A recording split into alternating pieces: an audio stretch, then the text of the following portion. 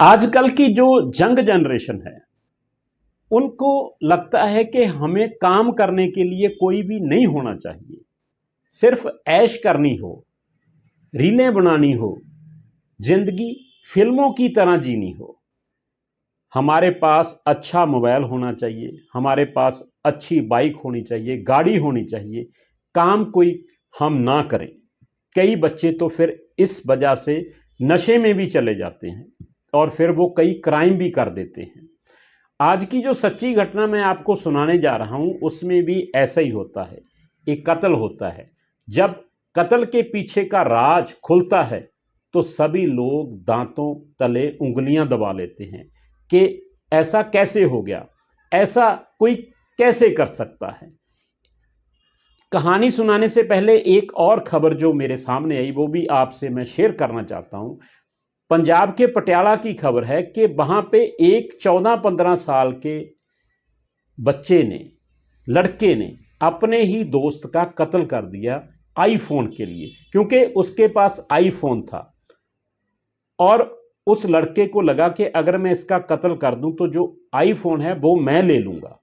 वो उसको एक रेलवे ट्रैक पर ले जाता है और अपने साथ एक और लड़के को ले जाता है जिसको वो बोलता है कि तुम्हें मैं 1000 रुपया दूंगा। जब रेलवे ट्रैक के पास लेके जाता है तो उसके ऊपर, जिसके पास आईफोन था, उसके ऊपर ये चाकुओं से हमला कर देता है, उसको मौत के घाट उतार देता है। और उसके बाद ये सोचता है कि इस सारी घटना को मैं एक्सीडेंट का रूप दे दूं और उस अपने दोस्त की लाश उठाता है और रेलवे ट्रैक पे रख देता है कि रेलगाड़ी आएगी ऊपर से गुजर जाएगी तो किसी को पता नहीं चलेगा कि इसकी मौत कैसे हुई है। पर रेलगाड़ी नहीं आती, रेलगाड़ी लेट हो जाती है और लोगों को पता चल जाता है कि रेलवे ट्रैक पे कोई लाश पड़ी है। जब इसकी शनाख्त की जाती है, रेलवे पुलिस इस बॉडी को अपने कब्जे में लेती है, उसके बाद पता चलता है कि जो इस लड़के का कत्ल किया गया है सिर्फ ये आईफोन के लिए किया गया है। देखिए आप कि जनरेशन किस तरफ जा रही है। सभी एक जैसे नहीं, पर ज़्यादातर जो लड़के हैं, ज़्यादातर जो यंग जनरेशन है वो इस तरफ ही जा रही है, जिनको लगता है कि हमारे पास अच्छा फ़ोन होना चाहिए, अच्छी बाइक होनी चाहिए, गाड़ी होनी चाहिए, काम कोई करने के लिए नहीं होना चाहिए। तो फिर वो ऐसे ही जो जुर्म है उनको अंजाम देते हैं, क्योंकि पैसे की ज़रूरत पूरी करने के लिए, अपनी ज़रूरतों को पूरा करने के लिए फिर वो ऐसा कुछ करते हैं। आज की जो सच्ची घटना मैं आपको सुनाने जा रहा हूं उसमें भी यही होता है। जो नई जनरेशन के लड़का और लड़की होते हैं वो काम करते हैं जिसके बारे में कभी आप सोच भी नहीं सकते कि कोई ऐसा कैसे कर सकता है।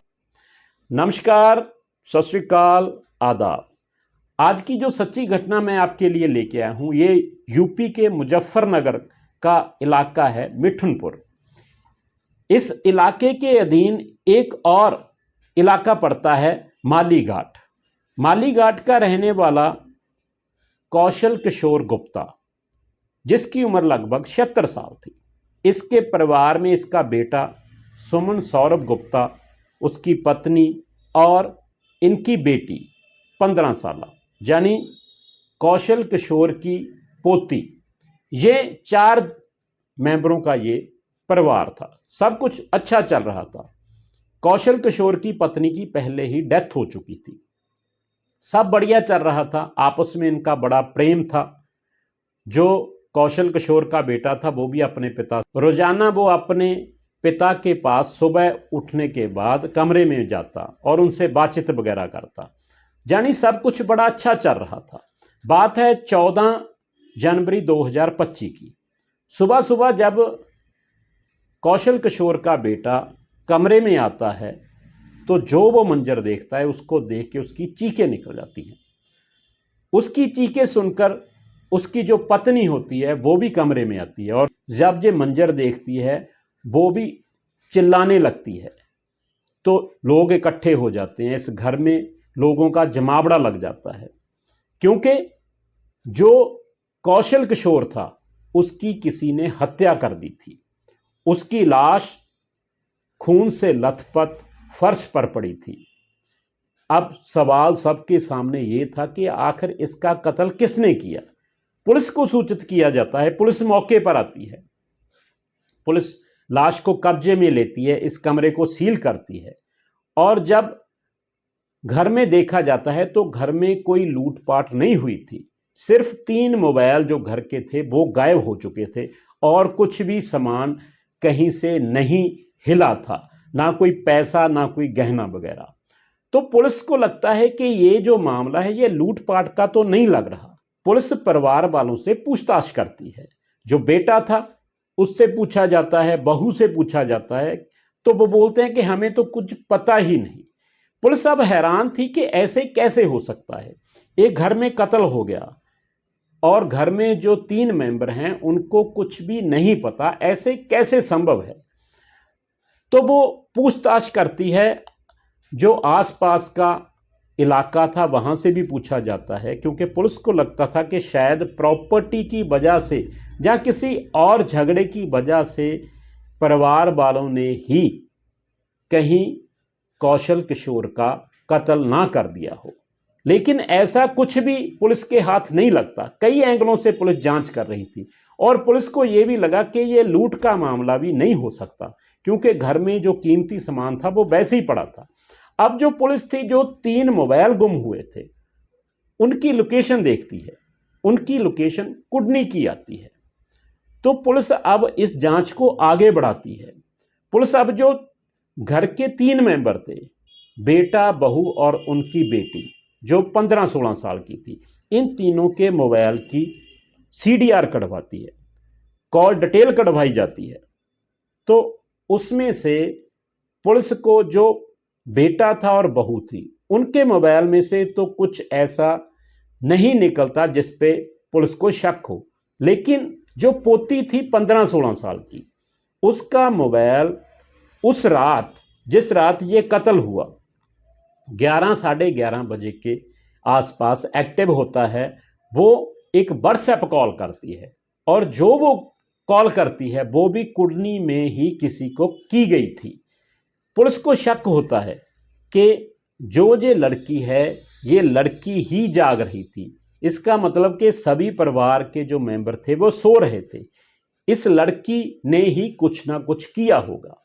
पुलिस वाले लड़की को उठाते हैं, तो लड़की ने जो कहानी सुनाई उसको सुनकर तो पुलिस वालों के पांव तले से भी जमीन खिसक जाती है। वो एक और लड़के का नाम लेती है जो कुडनी का ही रहने वाला था, उसको भी पुलिस गिरफ्तार करती है। अब दोनों से पूछताछ की जाती है तो लड़की बताती है कि हमने ही हमारे दादा का कत्ल किया है। अब पुलिस जानना चाहती थी कि इस कत्ल के पीछे क्या राज है, क्यों इस लड़की ने अपने दादा का कत्ल किया इस लड़के के साथ मिलकर। तो पुलिस को पता चलता है कि जो वो लड़की थी वो पढ़ाई कर रही थी। जब वो पढ़ रही थी तो पढ़ने के लिए घर से बाहर जाती थी। उसका मेल होता है जो कुडनी के लड़के के साथ जो 14-15 साल का था। इनका आपस में प्यार हो जाता है, दोस्ती हो जाती है। अब ये संबंध बनाना चाहते थे, लेकिन जो दादा था वो अपनी पोती पर निगरानी रखता था। वो उसकी छोटी छोटी बात को नोट करता था और इसको रोकता टोकता था। लेकिन जो इस लड़की की मां थी वो उतना ख्याल अपनी बेटी का नहीं रखती थी, वो उतना उस पर प्रेशर नहीं रखती थी।